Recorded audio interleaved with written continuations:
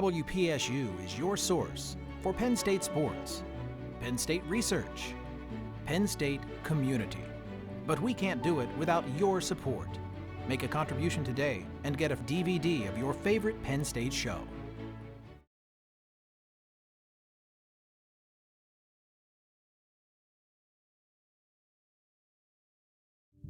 I do some consulting work on American feeling in the room was Don't ever say to her that her point is An introductory discussion on the ethical we left. more of a community. We're trying to back over. currently doing in autism. Would you risk your life for your neighbor? For nearly 2 years during World War II, a Polish Catholic woman named Francesca risked everything by sheltering 16 of her Jewish neighbors from the Nazis. Holomayova's remarkable story of courage and compassion is captured in the award-winning documentary Number 4 Street of Our Lady. The film, which was produced by 3 Penn State filmmakers, made its world premiere in February 2009. Judy Maltz is one of the filmmakers and a senior lecturer at Penn State. She talked with us about making the film and about her personal connection to this extraordinary true story. Judy Maltz, welcome to the conversation. Thank you for having me. Number 4, A Street of Our Lady, is the award-winning documentary film that you produced with Penn State filmmakers Barbara Bird and Richie Sherman. And it's also a very personal, tragic and triumphant Holocaust story, your family's Holocaust story. Give us a brief synopsis. Well, it's a story about how my family miraculously survived the Holocaust, but it's not only a story of my family, but 2 other families who survived with my family, one other family in the United States and one in Israel. These 3 families were saved by a very unique, special, courageous, heroic, I don't even have the words, woman, a Polish Catholic woman named Francesca Holomayova, who hid 2 of the families, including my own, in her pigsty, and another family in a hole that was dug under her kitchen floor for almost 2 years. Francesca Holomayova is referred to in your family and in the descendants of the families that were saved by her as the angel. This is a story that you've known most of your life. How was this story conveyed to you? Well, as far back as I can remember, I've known the story because I grew up next door to my grandparents, and my grandfather always carried her picture in his wallet. And I guess I was a very curious little girl, and even though the story is kind of horrific, it's also very fascinating. So I always asked a lot of questions, and they never held back, and I got all the answers. And of course, your grandfather, Moshe Maltz, recorded his 20 months in hiding in the pigsty that you mentioned. Tell us a little bit about the diaries, which I understand are very unique among Holocaust diaries. Okay. I think probably this diary is very unique because my grandfather survived. There are quite a few diaries written by Jews during the Holocaust, the most famous one being Anne Frank's. But most of the others that I know of, those who wrote them never survived the war. And fortunately, my grandfather did. I'm not really sure why he kept the diary, but he started it on September 1st, 1939, and stopped writing on VE Day. The date that he started, of course, is the day that, that Germany invaded Poland. That's right. He obviously understood that something historic was happening. I think that over time, you see that 1941, 42, 43, he has much more frequent entries, and that's because he had nothing to do, especially when he was hiding in the pigsty. I think it was a form of occupational therapy for him just to write, because there was nothing else they could do.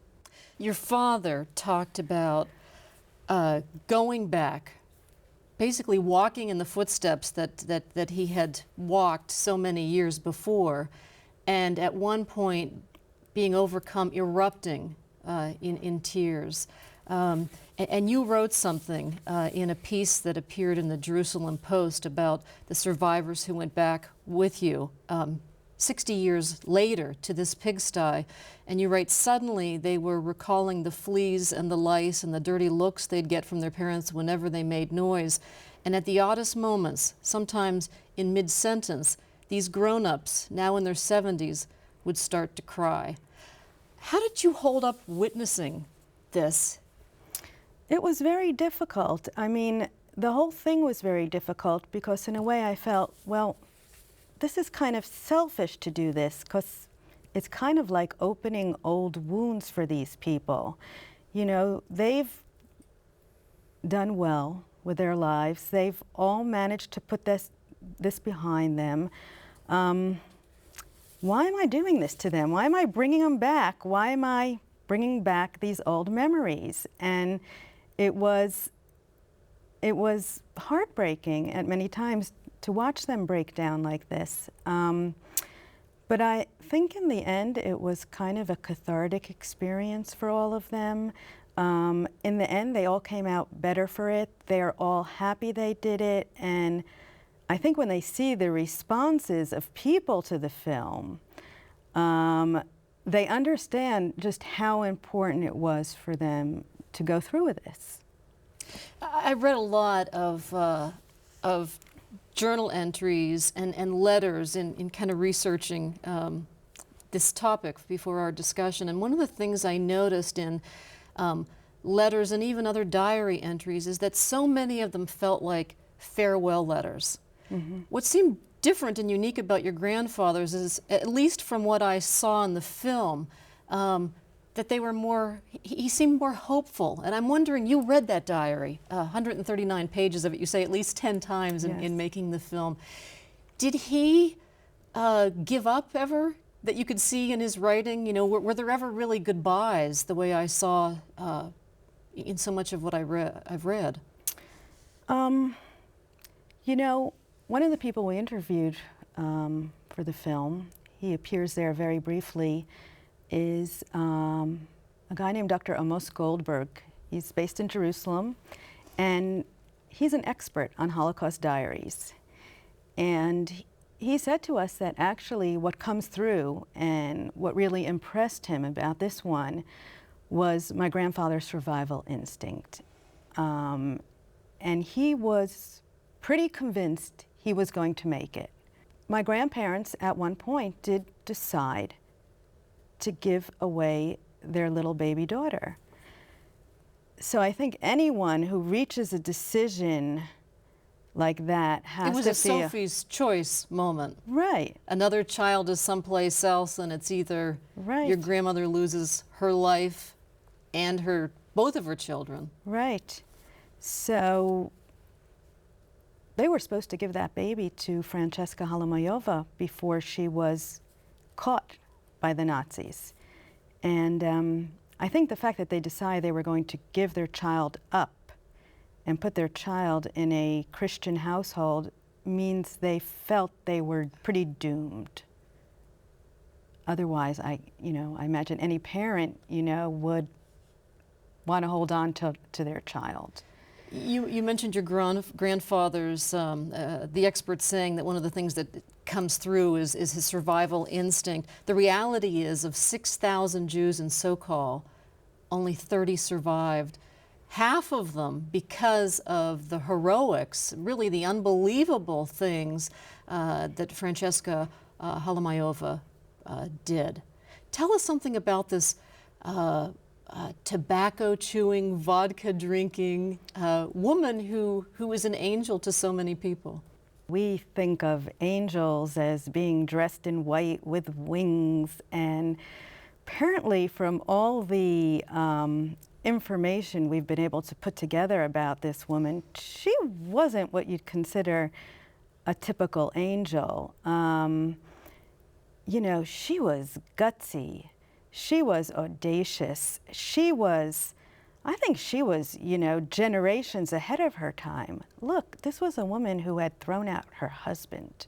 Because he was a Nazi sympathizer. Right.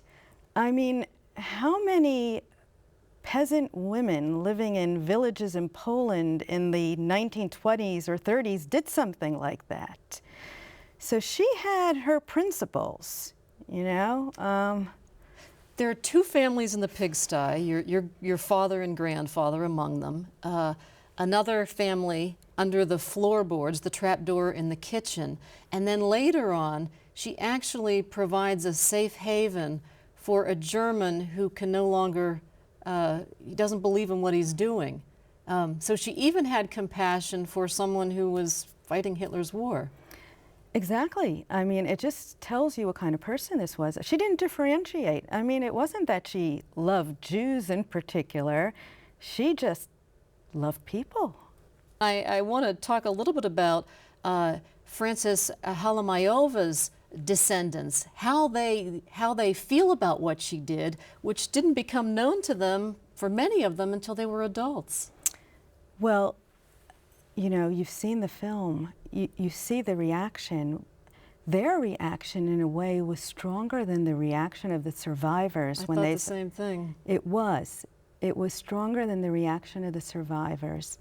Look, I try to, it was difficult for me to understand, but then I thought, what if I had grown up and never really knew that my mom and my grandmother had done such courageous, heroic things, and they had kept it secrets all their lives, and now they're dead, and now I'm going back to their house, and I'm going to see where it all happened. And then I started to understand. And not only did their grandmother and mother do this, but they did this and they kept quiet about it, not just for the 20 months while they were providing safe haven, but for years after, because it still wasn't a popular thing to admit doing. Oh yeah, that totally amazed me when I found out that they hadn't known and this was never spoken about in their home.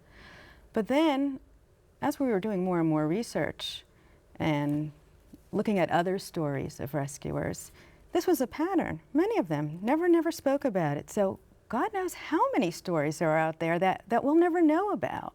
Amazing, incredible stories, each one a documentary film. You've said that it's more than a coincidence that your family has told this story now so many years later. Your father's in his 70s, and I think as people start to think about their own mortality and the importance of the story, I think places people are more willing to reveal, to open up and tell these stories. Is that what you're finding?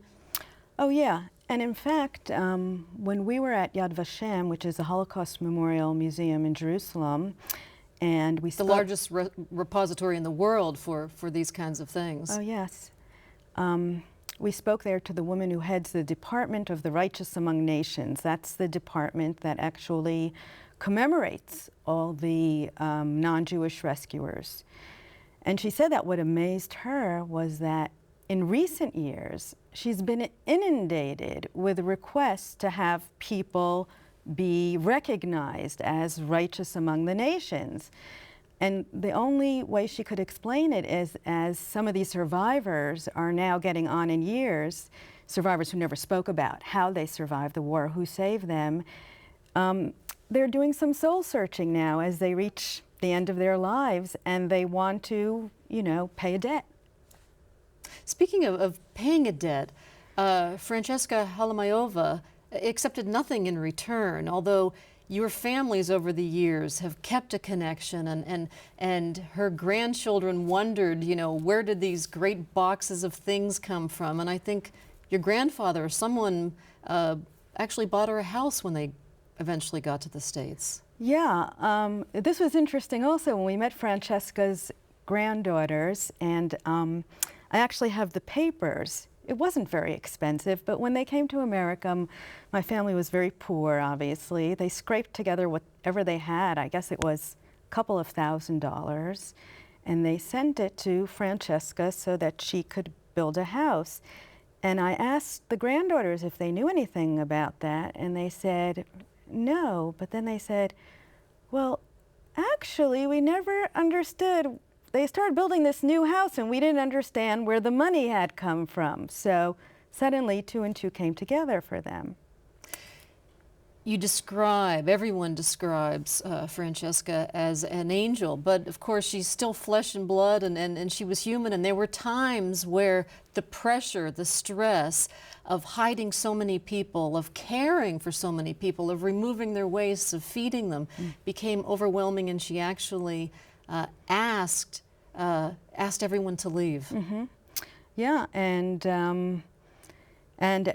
as you know from the film, they begged her to stay, and eventually, I guess she decided that her fate was connected with theirs, and if they were taken, she would go with them. But I often wonder, would it have been different had she had little children living with her? She did have a daughter living with her. The daughter eventually moved out, but you know, if she was putting her own young children at risk, I wonder if she would have acted differently, but we'll never know. And of course, one of the questions I think that perhaps haunts you and everyone else to this day is, why did she do it? Why'd she do it? Yeah, I mean, that's, you know, at every screening, that's what people ask, and we don't have an answer. We purposely left it as an open question at the end of the film. The only thing I can think is, you know, there are people out there who are simply good, who can't say no to someone in distress, who, you know, when someone comes and says, I'm going to be killed unless you take me in, they feel, and you know, they do what they believe to be the right thing. Why do you think it's so important to recognize those very few people like Francesca who did what they did? Well, first of all, I don't think there's much publicity that's been given to their stories. So, you know, we happen to know the whole story. We're lucky. It's all been documented. We still have the survivors who are alive and remember and want to talk about it. It's such a great story. It shows, you know, I think a lot of people have had it with Holocaust films. There have been so many, but something I hear time and again from people who've seen this film is that it's different because it doesn't only show how evil people can be and how bad the world is, but also how good people can be and how, you know, people, not your typical heroes, a Polish peasant woman, ordinary people can do great things. You know, how one little act makes such a difference. So what did the current owners know about the history of this house? Did they know anything? Absolutely nothing. It seems as if Francesca's spirit still lives in that house because the hospitality, the generosity, the open arms, the open door, I don't think any of us ever experienced anything like that. I mean, these are poor people. They're a husband and wife with 4 children living in 1.5 rooms. And they fed us every day. The first day that we were there, they made a banquet in our honor. It was, I've never seen anything like that. It was incredible. And of course, you're there. This must have been absolutely surreal.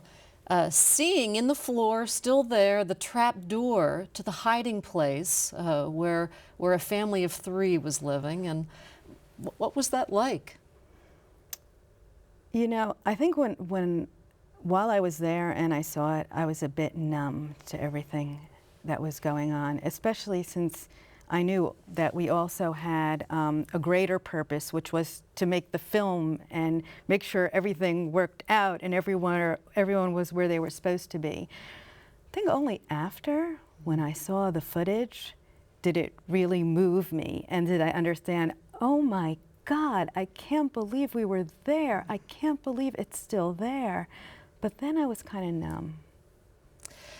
The film to date, and I might not be up to date, has earned 5 awards this festival season, including Best Feature Documentary from the Rhode Island International Film Festival. That's a big deal. We're talking about a film festival that actually is a qualifying film festival for the Academy Awards. Tell me a little bit about shopping this around, sending this out into the world, and how it's been received, and winning awards like that.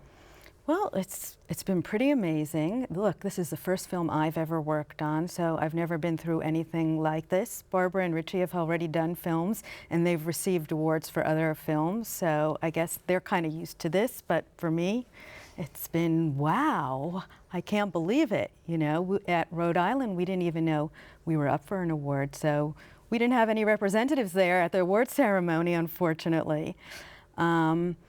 But it's been great. It's been great. I think especially hearing how people react, the responses, and my good friend and your friend, Beverly Crow, you know, she told me that it changed her daughter's life. And when I hear that, I say, you know, even though I felt so guilty about bringing these people back and opening those old wounds, when I hear that this film is changing people's lives, then you know, it was worth it. Anyone with second thoughts about boarding that plane? Faye, who for years had wanted to go, unlike my dad, who did not want to go back, she had wanted to go. We could tell as soon as we got on the plane that she was going to be the most problematic of all. I think once she got out of the plane and was on the bus, she became very paranoid. She really started reliving her past, and it took a horrible effect on her when we were there, and it really took her months to get out of it. And I was very worried about her for a while. But she's okay now. She's great. She comes to all the screenings. She comes to all the festivals. She looks beautiful. She dresses beautifully. People love going up to her and talking to her, and it's fine now, but I was worried for a while. And in fact, her part of the story is probably the most heart-wrenching scene, really. She wouldn't quit crying. Tell us what part she played in this whole story. Well, she was 4 years old when she went into hiding, and obviously very horrified by the circumstances. I mean, sometimes I try to imagine what it must be like living on top of pigs all day, and the smell, and having to be quiet, and not being able to stand up, and being confined 20 months. For 20 months. So she cried, and she cried, and at one point they just decided that if this kept up, they were going to be found out, and all of them would be taken away.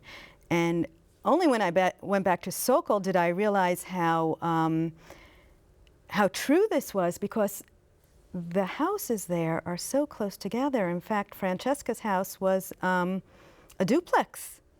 Two families. Two family. There. Yeah. So you hear everything. You hear everything. You certainly hear a child crying, and they were in hiding with a doctor who had brought poison with him, just in case they were caught. They had decided before that they would all poison themselves rather than be taken alive. And they decided to give some of that poison to Faye to kill her, because otherwise they felt all of us are going to be killed. The miracle was that apparently she never swallowed the poison. She spit it out, and she lived. So, and this was after her father had been killed in one of the execution style. Right, in one of those first mass executions at the brick factory. And yeah, she's had quite a tragic life. You said, my hope is that after seeing this film, viewers will ask themselves yet a more challenging question: would I have done it? Most of us would like to think we would, but truthfully, does anyone really know? Is that, do you stand by that? Is that really the final analysis? Oh yeah, it is. And I ask myself that often as well, since I have young children, and you know, like I said about Francesca beforehand, she didn't have young children in the house, but when you have to risk your children's lives to save someone else, I mean, that is a very, very difficult question. I don't know. Ultimately, what do you hope viewers take away from this film? Well, you know, there's a lot of people who say that it was difficult to stand up to the Nazis. There was nothing to do. We can't be blamed. We would have been killed if we had helped the Jews. It's not our fault. We had no choice. So this film tells a different story. And there, by the way, there are thousands of other stories like this of people like Francesca who took a stand and helped people and defied the Nazis and survived. Judy Maltz, thanks so much for talking with us. Thank you. We hope you enjoyed our conversation with Judy Maltz. Comcast subscribers can watch this program anytime on Penn State On Demand. Find out how through our website, conversations.psu.edu. You'll also find clips there from the premiere of Number 4, Street of Our Lady. I'm Patty Satalia. Join us for our next Conversation from Penn State. Production funding provided in part by the Corporation for Public Broadcasting and by viewers like you.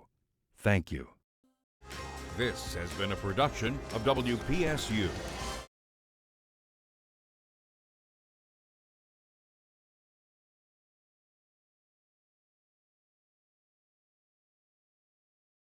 A copy of the program you've just seen can be purchased through Penn State Media Sales at mediasales.psu.edu or by calling 800-770-2111.